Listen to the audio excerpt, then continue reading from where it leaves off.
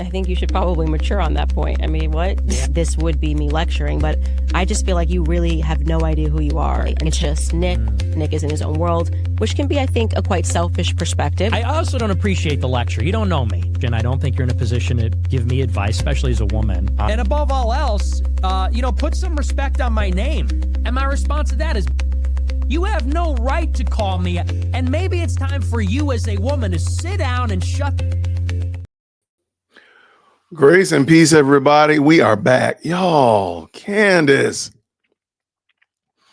I used to think Candace was really a profound thinker.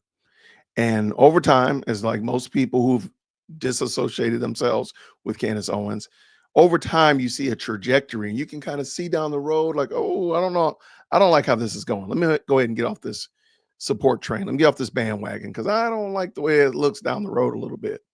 And most people have started like that. There's some people who didn't like Candace and have never liked Candace. There's some people who warmed up to her, really enjoyed her, and now they're kind of deflecting from her or distancing themselves from her. Candace is putting herself in a really bad position.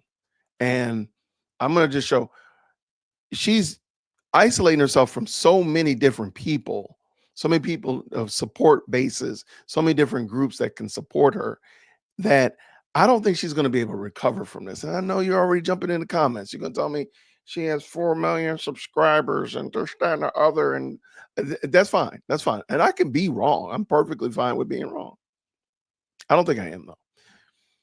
And I want you to look at this video because one of the things that YouTube doesn't like is if they deplatform somebody and you bring that person onto your platform, you put yourself in a really bad position.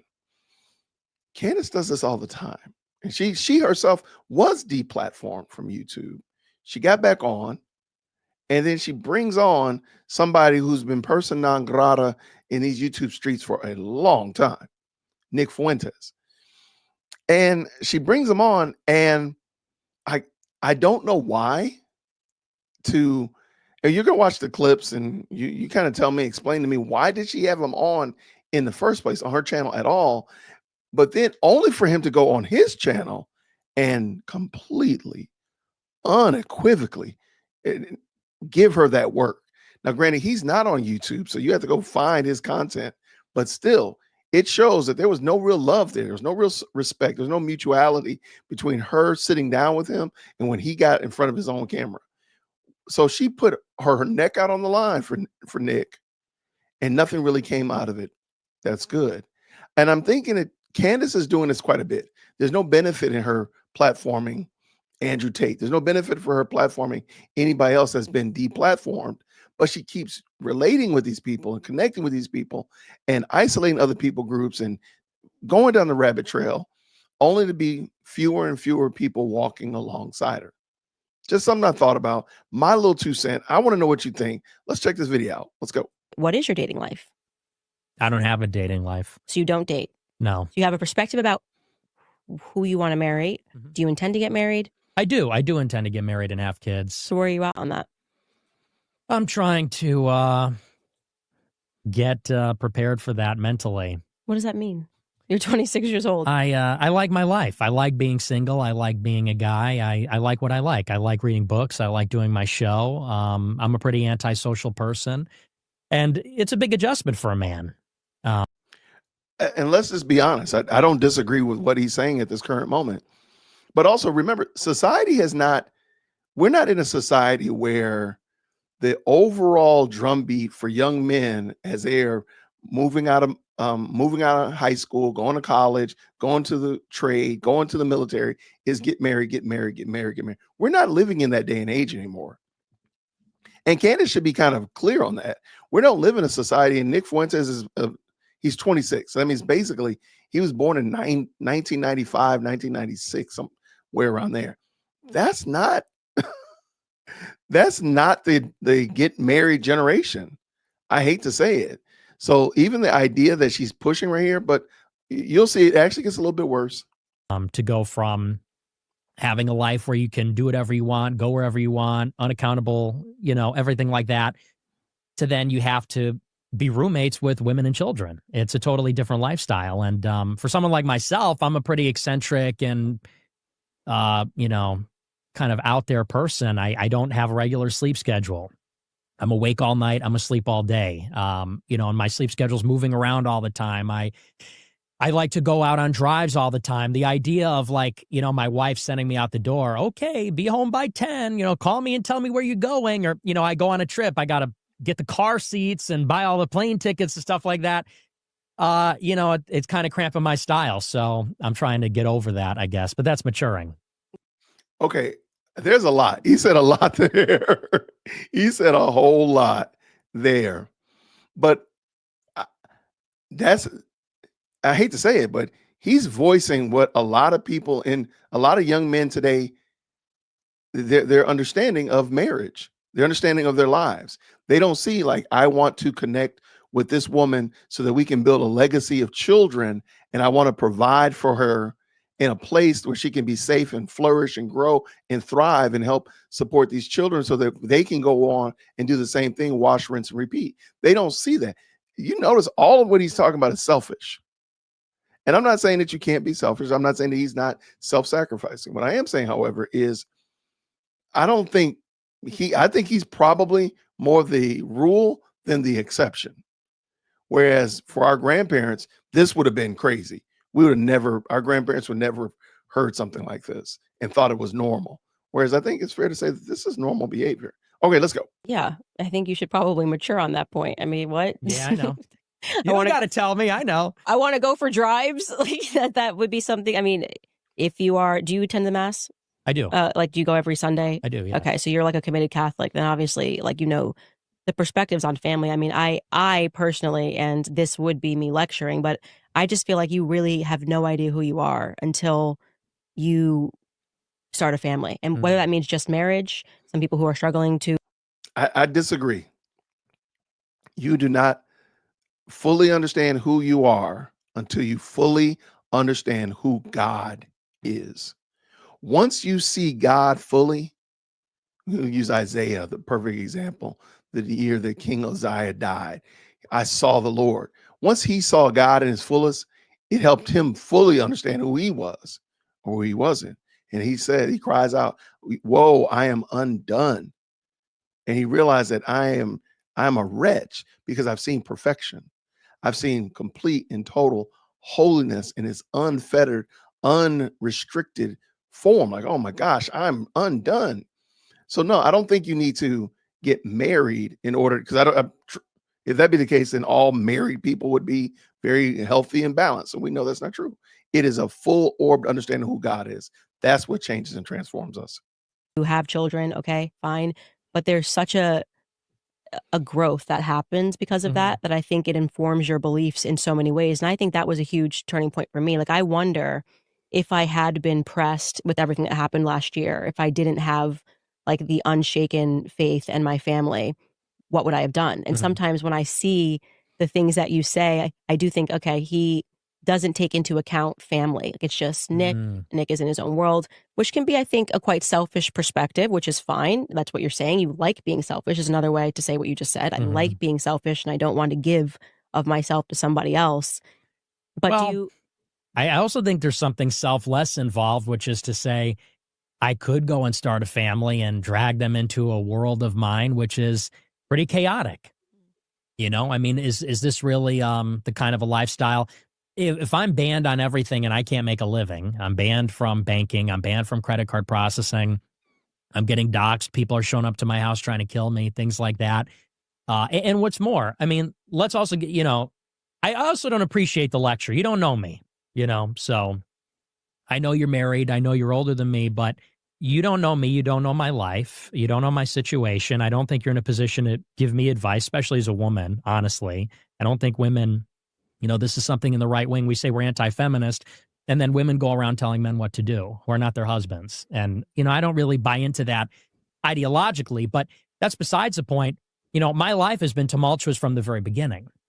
From the time I turned 18, people were coming for my neck and trying to get me, and I was kicked out of college. And then, once you're branded as an anti-Semite, before it became cool or popular, can't get a job, can't make a living, get banned from PayPal, all this kind of stuff.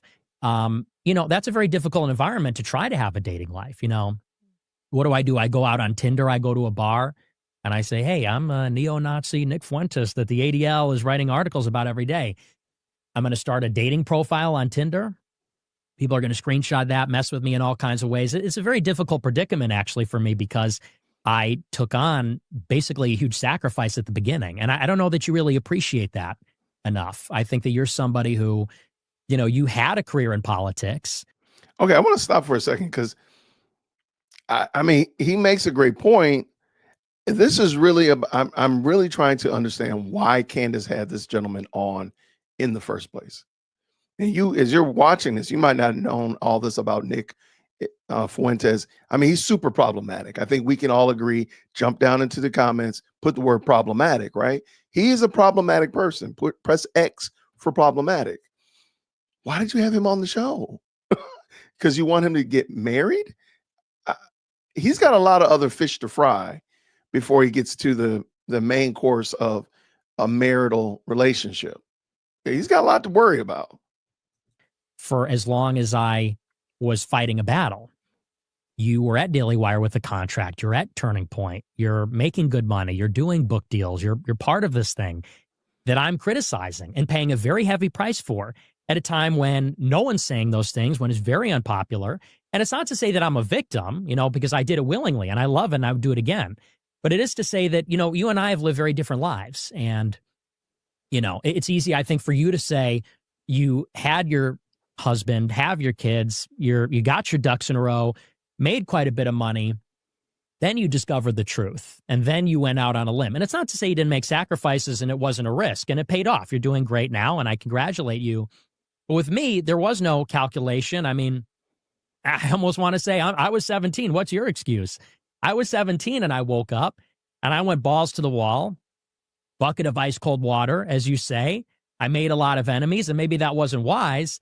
But I told the truth and I took on extremely heavy cost for my personal life. It basically has made it so that I can't have a personal life. I don't even have many friends. Forget about, dating women. I can't even really have a lot of male friends because there's such an incentive to betray me, to turn your back on me, because there are people that are being paid to attack me all the time on Twitter or for information about me, things like that. So, it's something like everything else that I'm figuring out one step at a time, just like my show. And, when I get banned from something, whether or not I'll be able to have a family and kids and what that'll look like. But I mean, it's a little more complicated, I think, than maybe you understand. I feel like you just got super triggered by me just saying something so casual. What was that about?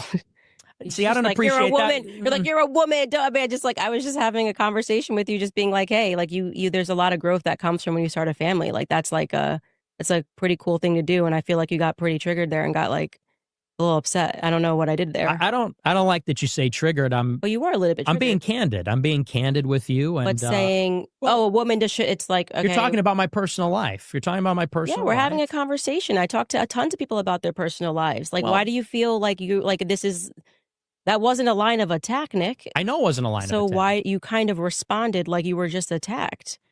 Because you're giving me this lecture, giving me this advice about things and telling me, you don't know who you are and all this kind of stuff. I said that when people start families, it does commute your perspectives a lot. And sometimes when I see these clips of you floating around or certain things that you do or say, you said I'm selfish. It does. Yeah, but you admitted you were selfish. And I just don't really. You said I don't want to. What are you talking about? You just said that the reason that you didn't want to have a family, when I asked the question or didn't start a family, you said was because I like to drive alone in my car. I don't really want to have to come home and have to deal with roommates, as you referred to, children and a wife. You want to stay selfish. You want to, you want to. I don't know. I definitely am not trying to defend Nick by any means or measure, right? But that's not what he said. He doesn't fully understand the relationship between a husband and a wife because he literally said roommates about his wife and kids. That's crazy. That's not a mature understanding of it because I don't believe he has a full understanding of who he is. And even worse than that, I don't believe he has a full understanding who God is. It is not bringing two people who are sinners together does not mean that they're going to better understand themselves and they're going to be self-sacrificing and so on and so forth. No, they're sinners. And then they get together and then they start having other little sinners in their household that require from them their attention, it's not going to get better. It doesn't. Otherwise, marriages would last forever. And we know that it doesn't. Why? Because there's sinners involved. And ultimately, Christ has to be the glue that brings them together. That's it. End of discussion. And I don't think Candace is thinking this fully through. But again, I just kind of want to give you this. I wanted to give you an opportunity to see the exchange, because when Nick goes to his channel, he's really going to air her out.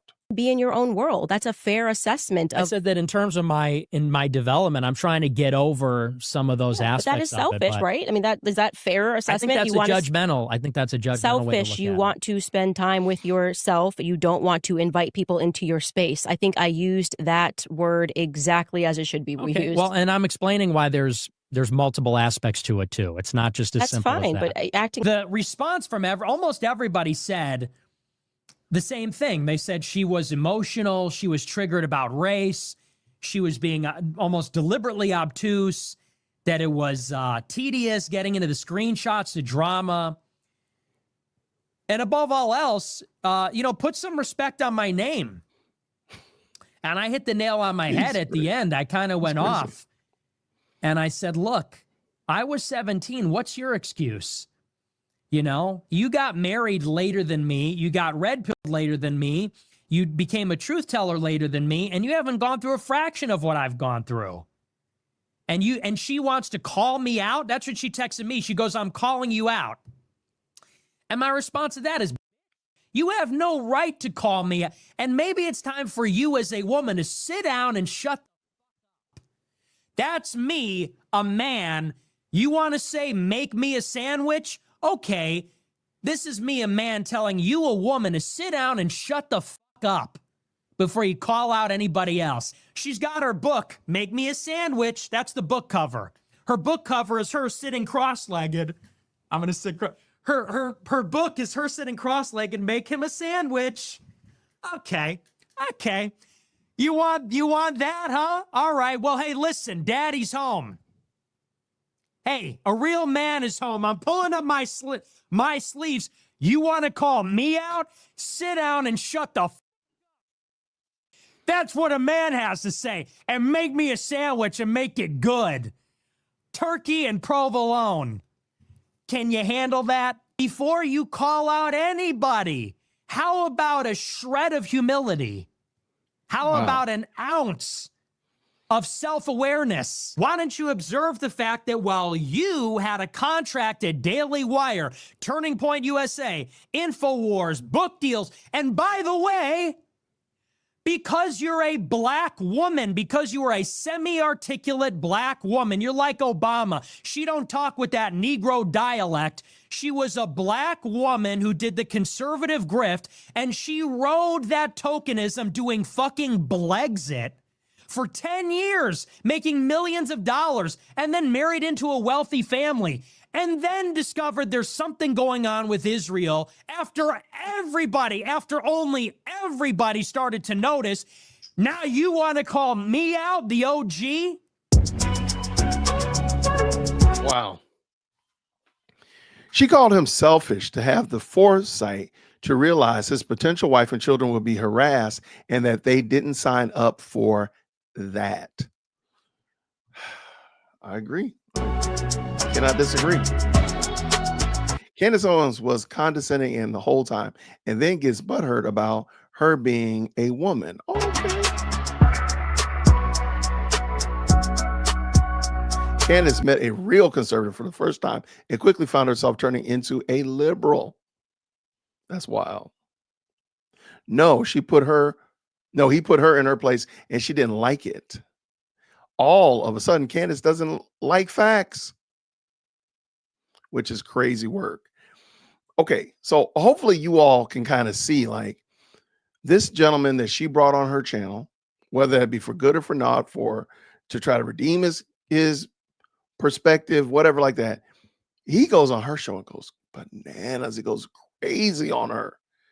And what did she get from that? What was the benefit of having him on your show, Candace, for real? Like, I know Candace is trying her best to And a lot of people are like, nah, I'm not mess with Candace. And I think that's for good reason, because you do seem to come across like you're a person without a clear rudder, without a clear direction and goal and purpose. And I believe Nick read her mail by talking about all her different moves and the different places that she's been a part of and so on and so forth. And you're still in the same spot that he's in after all that favor, all that benefit that you've acquired, only to be in the exact same spot. Basically, a woman to herself. Nobody wants to work with you. Nobody's dealing with you, and the such of that nature. Sure, you can say, you can be like, oh, I can do whatever I want to do, which is a true statement. So can Nick, but you see where it's gotten him. I mean, where he's deplatformed, debanked, all this kind of stuff like that. Can't establish a family. That's kind of crazy. Now, Candace, where would you be once the ship turns on you like that? I don't understand why she did this. And I don't think it's as good a look as she might have thought it was. And good gracious, and Nick did not like it at all. As you can see, he went off on her. But I want to know what y'all think about it. Let me know down in the comments. Do you think that this was a good move for her? Do you think that she made the right decision by trying to have him on and talk and all that kind of good jazz? Do you think that he just maybe misunderstood it? He's socially awkward. Maybe he just didn't get where she was going. Or do you think that Nick was actually right and Candace was totally wrong? Let me know in the comments. I really want to hear what you think. I do also appreciate you liking the video. Thank you so very much. I appreciate you not only sharing and subscribing and all that kind of good jazz, but I appreciate you watching to the end of the video. If you could, leave me a green heart down in the comments as well. I want to see what you got to say, so I'm going to jump on over there real quick. And until next time, everybody, grace and peace.